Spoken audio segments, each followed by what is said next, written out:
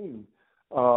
Communicating with Vince and guys that worked with him over the years, I had actually met with them back in the early 90s about coming to work up there, and things just never worked out, and we had talked other times throughout the course of my career, but this seemed to be like the perfect timing for everything was working toward this happening.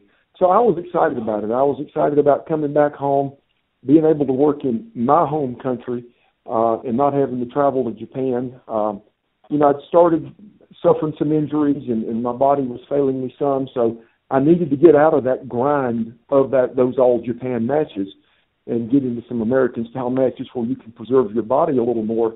So I was looking forward to it. I was excited about the opportunity, and it did happen with little fanfare.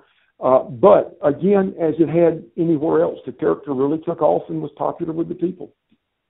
I completely agree, because I remember, watching the segment where the Patriot was brought out, and you can even hear, thinking back in Vince's commentary, he does kind of make a little nod to the fact that the Patriot is finally in the WWF at the time.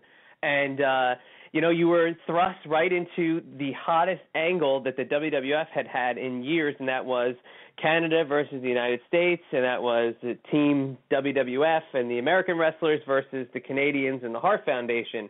How was that? You mentioned working with Brett earlier. What was the atmosphere like for some of those matches, those Canada versus America, showdowns? Oh, they were great. Well, just fabulous. We worked all over the United States with each other, and, obviously it's a pro-American crowd, and the chants of USA, USA, and the people stomping their feet and clapping their hands and waving flags.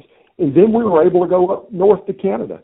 And we worked from the west coast of Canada all the way over across Canada with Brett. And, of course, it was the exact opposite, working with Brett in Canada.